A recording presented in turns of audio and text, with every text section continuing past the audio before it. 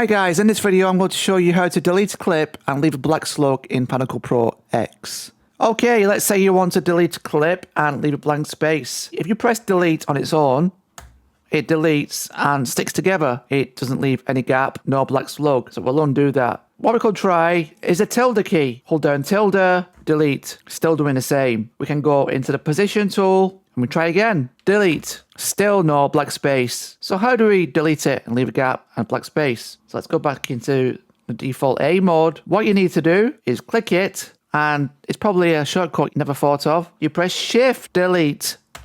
There we go, Shift Delete, we've got our black slug. Alternatively, if you preferred, you can always press the V key just to disable the clip like that. But I prefer to delete it if I don't want the clip anymore. I want it gone, just like that. Or I want a black slug, Shift Delete. Thanks for watching guys, see you in the next one, peace.